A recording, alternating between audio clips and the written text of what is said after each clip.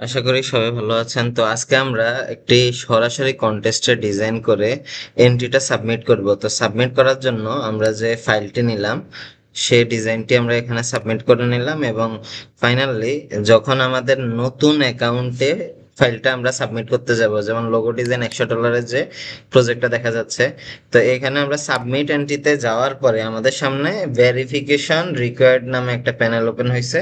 ওরা আমাদের বলতেছে ওদের কারেন্ট ট্রাস্ট স্কোর বর্তমানে আমাদের 15, কিন্তু তাদের জন্য অন্তত 35 ট্রাস্ট স্কোর লাগে। সেক্ষেত্রে আমরা যে কাজটা করতে পারি, একটা বিষয় হচ্ছে এখানে প্রোফাইল পিকটা ম্যান্ডেটরি, ছবিটা অ্যাড করে নেবেন, এবং আমাদের ভেরিফাই ইউর আইডেন্টিটি এখানে যদি হয় এটা 35 পয়েন্ট। তো আমরা একদম সহজভাবে ফেসবুক অথবা লিঙ্কডইন যে অ্যাকাউন্টটা আছে এটা অ্যাড করে নিতে পারি। তো সেজন্য আমরা ভেরিফিকেশন সেন্টারে আসলাম, আসার পরে কানেক্ট উইথ ইউর ফেসবুক অ্যাকাউন্টে ক্লিক করলাম। এবার যেহেতু আমাদের অ্যাকাউন্ট নেই, সেক্ষেত্রে আমরা একটা অ্যাকাউন্ট খুলে নিচ্ছি, আর আমি এই অ্যাকাউন্টটা খোলার পরে লগ ইন করে এটাকে কানেক্ট করে নিব। ওকে, অলরাইট, আমরা সফলভাবে একটা অ্যাকাউন্ট তৈরি করে নিয়েছি, এবং অ্যাকাউন্টের যে নামটা সিমিলার হচ্ছে, যে আমাদের ফ্রিল্যান্সার যে অ্যাকাউন্ট আছে সেটার নামের সাথে মিল আছে, এবং আমরা যে জন্মসাল ব্যবহার করেছি, মেইল ব্যবহার করেছি সবগুলো সিমিলার রাখার চেষ্টা করেছি। তো এবার আমরা এখান থেকে যদি আমরা একটা অ্যাকাউন্ট অ্যাড করে নিই, আমরা রিফ্রেশ করে নিলাম।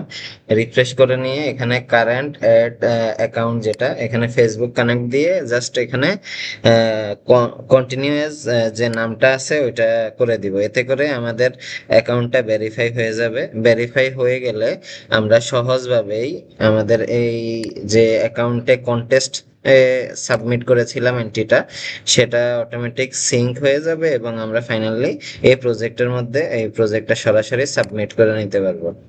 তাহলে congratulation, you have been submitted your entry to this contest নামে একটা এন্ট্রি সাবমিট হয়ে গেছে।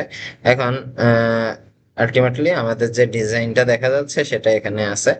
তো এইভাবে আমরা চাইলে খুব সহজভাবে ফ্রিল্যান্সিং যে কন্টেস্টগুলো আছে কন্টেস্টে এন্ট্রি সাবমিট করতে পারি। আশা করি পুরো বিষয়টি আপনারা বুঝতে পেরেছেন। ধন্যবাদ সবাইকে আপনাদের মূল্যবান সময় দেওয়ার জন্য।